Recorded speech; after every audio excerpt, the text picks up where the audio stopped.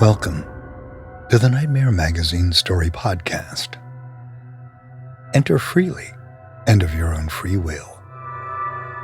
I am your humble host, Terrence Taylor, one very much at home with Children of the Night. Stay close as my muse, the medieval demon Gubana, guides us down into beautiful darkness.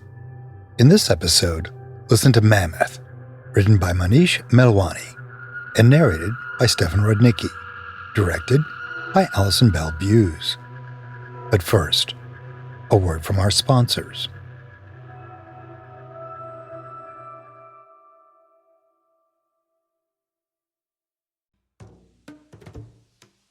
Calling all lovers of mystery and fans of a good story. If you haven't already heard me talk about June's Journey, you're in for a treat. It's time to don your detective hat in this free hidden object mobile game that delves into the captivating journey of June Parker, a self-proclaimed detective on a quest to unravel the mystery surrounding her sister's untimely death. In June's Journey, you get to play as June, deciphering clues and unveiling secret plots within thousands of beautifully illustrated scenes. And did I mention it's set in the glitzy 1920s? New chapters are added weekly, so you will never run out of new thrills to uncover, and you can also personalize and decorate your very own Orchid Island where the story takes place.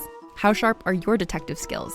Find out when you download June's Journey on your Android or iOS device, or play online via Facebook Games. Your detective journey awaits.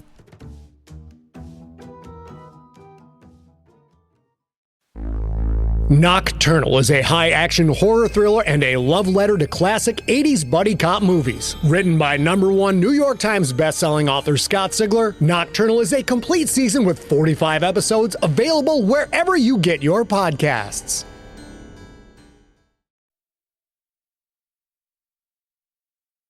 It's time to descend the shadowy stairs once more, for a good long look behind the curtain of the everyday to see what lurks beyond. Have we got a nightmare for you? Mammoth by Manish Melwani. If you haven't seen it yet, you will. 3 hooded figures sit cross-legged on the floor of a candle-lit warehouse. There's something strange about the middle one, its torso somehow both too long and too hunched. The figure flickers, like a transcription error in crimson candlelight. It gets stranger. 16 school shootings in 16 days. The connections between them simultaneously obvious and obscure. No clear geographical pattern. The shooters all young men, almost all white. 8 of them were lurkers on the same message board. 12 were members of the same 3,000-person group chat, promptly disbanded after the murder-suicides, retreating undoubtedly to darker digital environs. But a half-dozen victims were members of that group chat, too. Further investigation unearthed 2 more names, puzzled over by journalists like some sort of cipher, repeated mantra-like by meme lords, trolls, and talking heads, until they became meaningless. Except they weren't meaningless. The first, Gorgo Mormo. You've seen her. High school counselor, clinical psychiatrist. She'd worked at 3 of the 16 schools before her social media career took off. A woman beloved by the manosphere's more esoteric fringes, including that same 3,000-person group chat. The second, of course, was the name of the group chat itself, the name of the message board, the name of the video. Mammoth. If you haven't seen it yet, you will. If you have seen it, then you've seen the next one, and the one after that. There's an infinite reservoir of them, the variants, as they're called by those who obsessively catalog their mutations. The videos are algorithmically generated, surely, spawned by large language models glutted on training data of unknown provenance.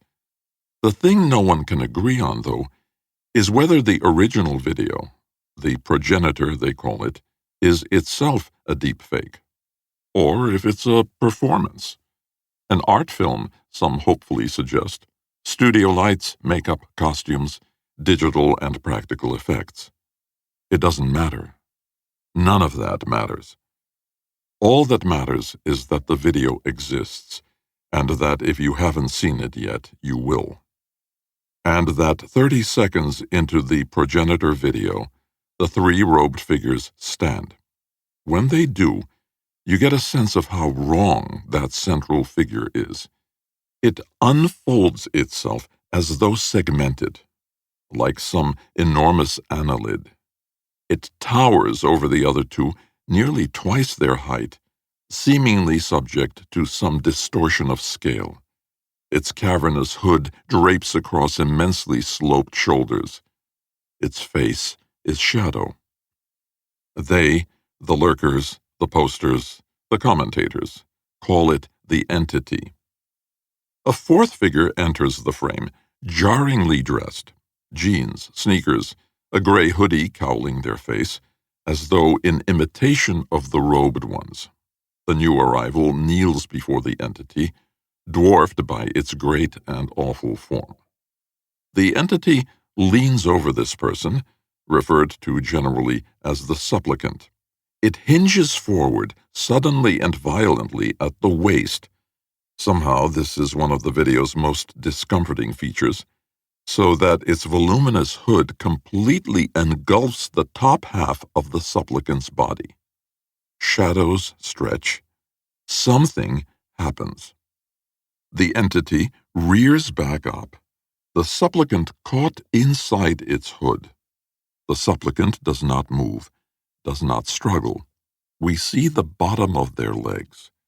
The make and model of their sneakers are clearly visible, high-top Converse All-Stars in the progenitor video.